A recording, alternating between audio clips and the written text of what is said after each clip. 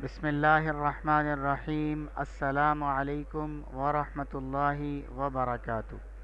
البدر school secondary boys garden east campus میں اردو کی جماعت نہم دہم میں ایک بار آن لائن کلاسز پھر شروع ہونے جا رہی ہیں۔ آج ہم جس سبق سے شروعات کریں گے اس سبق کا عنوان ہے اونھ، اور اس سبق کے مصنف ہیں مرزا فرحت اللہ بیگ۔ تو آئیے آگے چلتے ہیں۔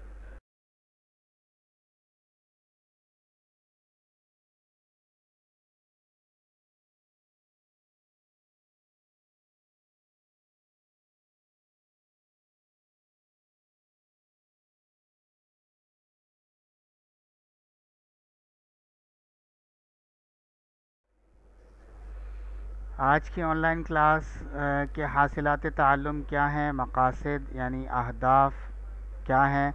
تو دو ہدف ہیں جی، دو مقاصد ہیں۔ نمبر ایک، مصنف کا تعارف ہو جائے، سبق اونھ کے جو مصنف ہیں مرزا فرحت اللہ بیگ، ان کا تعارف ہو جائے مختصر سا، اور دوسرے نمبر پر درست تلفظ کے ساتھ عبارت خوانی طلبہ کر سکیں، آپ لوگ کر سکیں۔ یہ دو آج اہداف ہیں، مقاصد ہیں۔ سب سے پہلے شاعر کا تعارف پڑھ لیتے ہیں۔ جمیل الدین عالی ان کا نام ہے، پورا نام آگے آئے گا۔ 1925 میں یہ دنیا میں تشریف لائے، اور دنیا سے جو تشریف لے گئے ہیں وہ 2015 میں۔ نواب زادہ مرزا جمیل الدین احمد خان ان کا نام ہے، دہلی ہندوستان میں پیدا ہوئے، دہلی سے BA کیا، محکمہ انکم ٹیکس میں افسر ہوئے، پھر ایوان صدر میں بھی افسر بکار خاص، نیشنل بینک میں senior executive, vice president, Pakistan banking council میں اعلیٰ عہدوں پر رہے۔ مجلس قائمہ برائے سائنس اور تعلیم کے چیئرمین کے عہدے پر بھی خدمات انجام دیں۔ عالی صاحب نے ادب کے میدان میں متعدد انعامات اور ایوارڈ حاصل کیے۔ ٹیلی ویژن پر ملی نغموں کے بانی اور کمپیئر رہے، فاؤنڈر، ٹھیک ہے جی، جو ہمارے نیشنل جو سانگز ہوتے ہیں ان کے۔ پاکستانی مندوب کی حیثیت سے چین، روس، امریکہ، عراق، برلن، روم اور بھارت میں شرکت کی۔ مندوب مراد سفیر۔ غزلوں، دوہوں، سفرناموں، کالموں کے متعدد مجموعے شائع ہوئے۔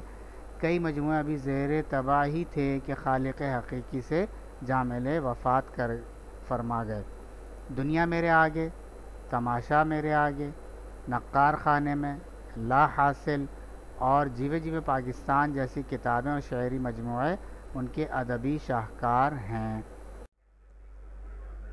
چلیے جی، مصنف جو ہیں سبق اونھ کے مرزا فرحت اللہ بیگ، ان کا تعارف پڑھ لیتے ہیں۔ دیکھیے یہ آپ کی کتاب ہی کے صفحے کا عکس ہے، تو دیکھیے اگر آپ کتابیں کھول لیں گے انشاءاللہ تعالیٰ تو صفحہ نمبر 98 پر آپ کو یہ تعارف مل جائے گا۔ میں پڑھنا شروع کرتا ہوں۔ مرزا فرحت اللہ بیگ، ولادت ہے 1884، وفات ہے 1947۔ مرزا فرحت اللہ بیگ دہلی ہندوستان میں پیدا ہوئے، اسکول اور کالج کی تعلیم وہیں حاصل کی، یعنی دہلی میں۔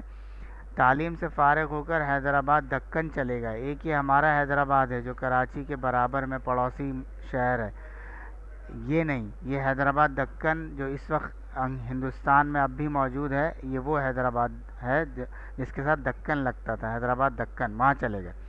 وہاں پہلے محکمہ تعلیم میں ملازم رہے، یعنی ایجوکیشن ڈپارٹمنٹ میں ملازمت اختیار کی، اور اس کے پھر محکمہ انتظامیہ میں ملازمت اختیار کر لی، جو مینیج کرتے ہیں چیزوں کو، اس ڈپارٹمنٹ میں انہوں نے پھر ملازمت اختیار کر لی، جہاں ترقی کرتے کرتے اسسٹنٹ ہوم سیکریٹری کے عہدے تک پہنچے۔ یہ ایک عہدے کا نام ہے، ہوم سیکریٹری ایک افسر ہوتا ہے، اس کے یہ اسسٹنٹ بن گئے۔ ان کے مضامین میں مولوی نذیر احمد کی کہانی کچھ میری کچھ ان کی زبانی ایک یہ مضمون ہے، اور دہلی کا ایک یادگار مشاعرہ، یہ دو بہت مشہور ہیں۔ دہلی کی بامحاورہ زبان، سنجیدہ ظرافت کے علاوہ واقعہ نگاری کے لحاظ سے بھی ان مضامین کو اردو نثر کے شہپاروں میں شمار کیا جاتا ہے۔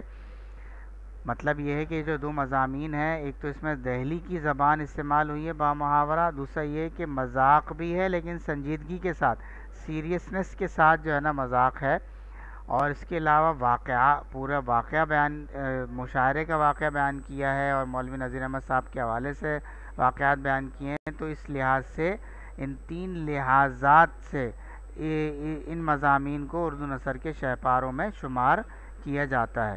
مرزا فرحت اللہ بیگ کے مضامین کے مجموعے مضامین فرحت کے نام سے شائع ہو چکے ہیں۔ تو یہ جی ان کا مختصر سا تعارف تھا۔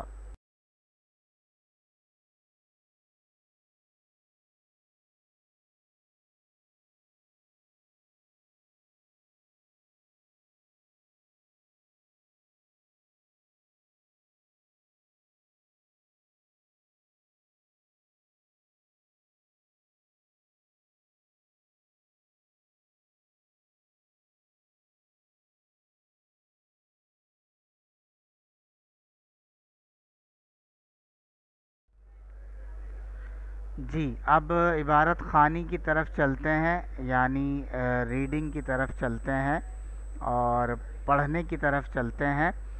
تو سبق ہے اوں، جیسا کہ پہلے عرض کیا جا چکا، صفحہ نمبر 99 سے یہ سبق شروع ہو رہا ہے۔ 98 پر تعارف تھا مصنف کا اور 99 سے سبق شروع ہو رہا ہے۔ تو یہ کچھ سطریں ابتدائی میں پڑھتا ہوں، کچھ لائنیں، پھر اس کے بعد آپ سے پڑھوائیں گے انشاءاللہ تعالی۔ دیکھیے، بسم اللہ الرحمن الرحیم۔ اوں، طالب علموں کو دیکھو تو اوں کا زور سب سے زیادہ انہی میں پاؤ گے۔ سال بھر کھیل کود میں گزار دیا، امتحان کا خیال آیا تو اوں کر دی، یعنی کل سے پڑھیں گے۔ آخر یہ اوں کہاں تک کھینچی، یہاں تک کھینچی کہ امتحان آ گیا، فیل ہوئے، اس فیل ہونے پر بھی اوں کر دی۔ یہ اوں بہت ہی بامعنی ہوتی ہے۔ اس کے ایک معنی تو یہ ہیں کہ باپ زندہ ہیں، کھانے پینے اور اڑانے کو مفت ملتا ہے، اگر وہ بھی مر گئے تو جائیداد موجود ہے۔ ٹھیک ہے جی، یہ کچھ سطریں میں نے پڑھی ہیں، آگے انشاءاللہ تعالی آپ پڑھیں گے۔